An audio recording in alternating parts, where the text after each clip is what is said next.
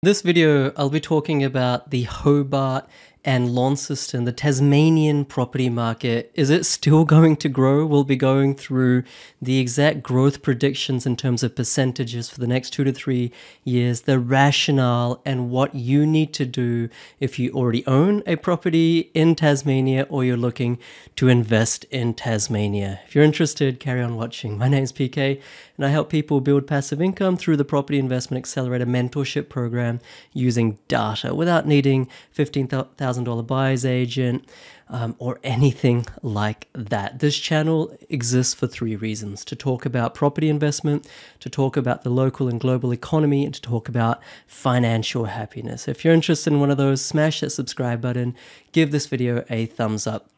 All right, so let's get into it. So in previous videos, I'll link them here right now. I've taken you through the growth projections and rationale for regional Victoria and why it makes so much more sense to invest regional Victoria than Melbourne or Sydney. And I also took you through the key regional areas in Queensland. So if you didn't check those videos out, check them out right now. And to round off this series, I'm going to be taking you today through key Tassie areas, okay?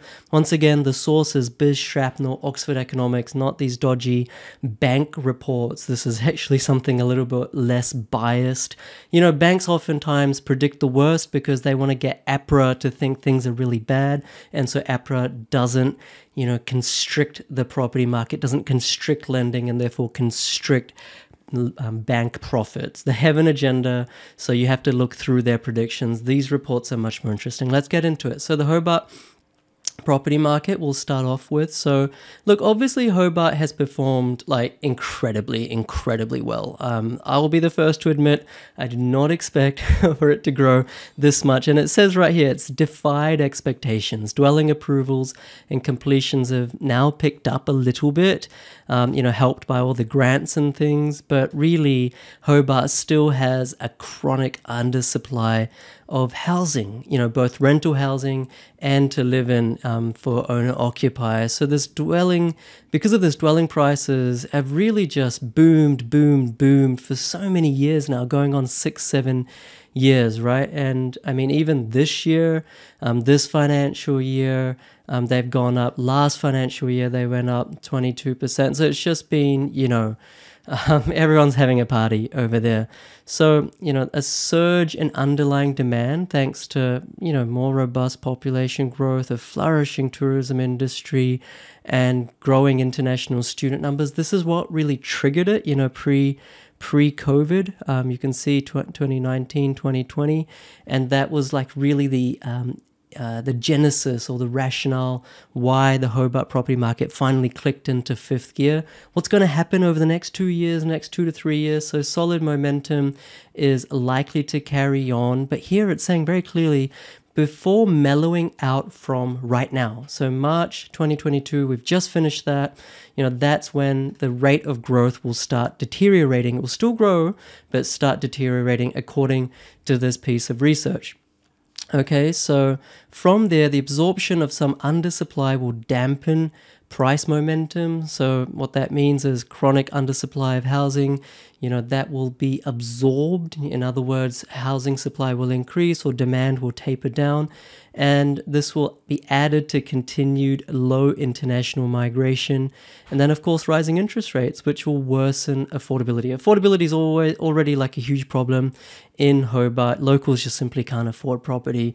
So there's a clear ceiling on Hobart property prices. The median house price in Hobart is still yet forecast to reach $845,000 in June 2024. So even despite interest rate rises, despite the low population growth and affordability issues, it's still projected to rise 24% or thereabouts in the next 2 to 3 years. And I completely agree with that. Now, does that mean that you should invest in Hobart right now? Look, you'd have to be a brave man or brave lady to invest in Hobart at this point in its cycle, but hey, you make up your own mind. I'm certainly not investing there.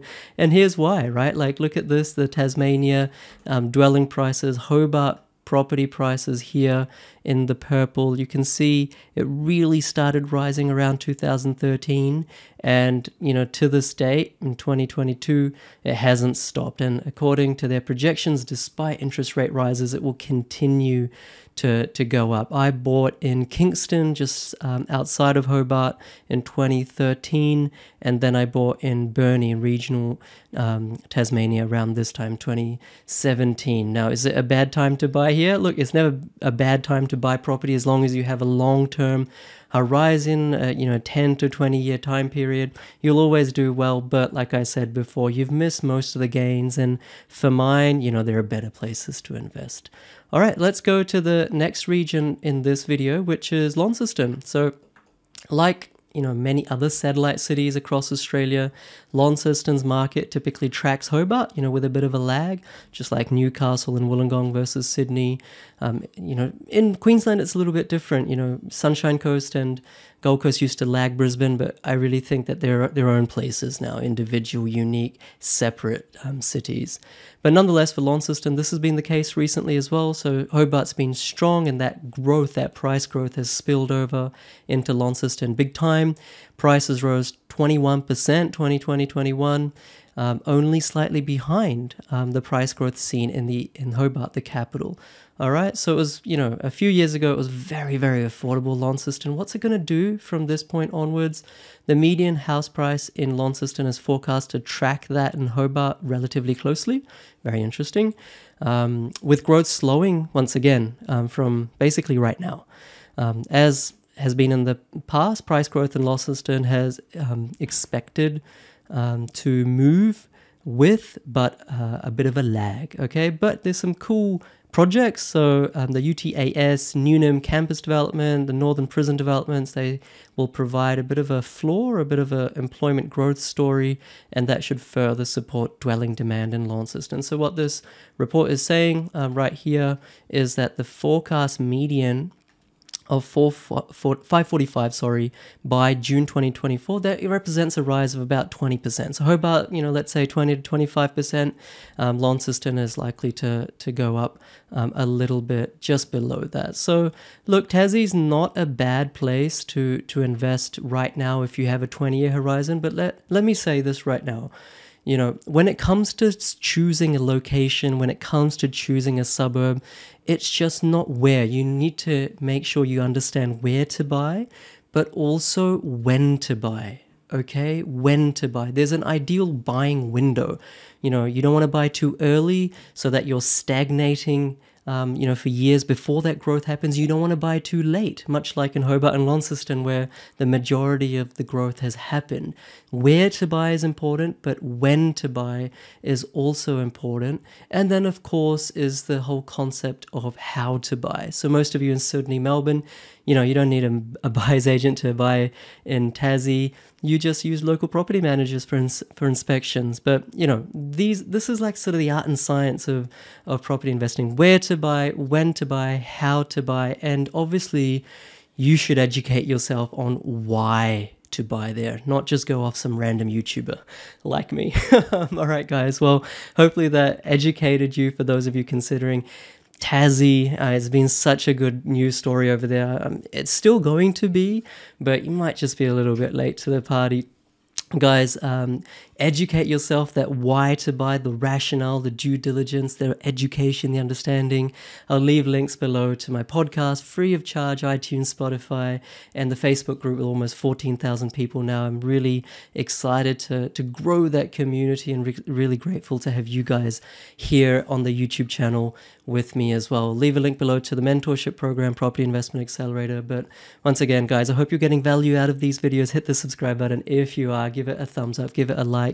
And if you want me to cover, what haven't we done? Are you guys interested in Darwin? I know it's kind of a niche area, niche location. Anyone interested in knowing more about the Darwin property market, investing in Darwin, or maybe why not to invest in Darwin? When is the ideal buying window? If you are, leave a yes below, YES, and I'll do a video on Darwin. All right, guys, thanks so much. My name's PK. Catch you later. Bye.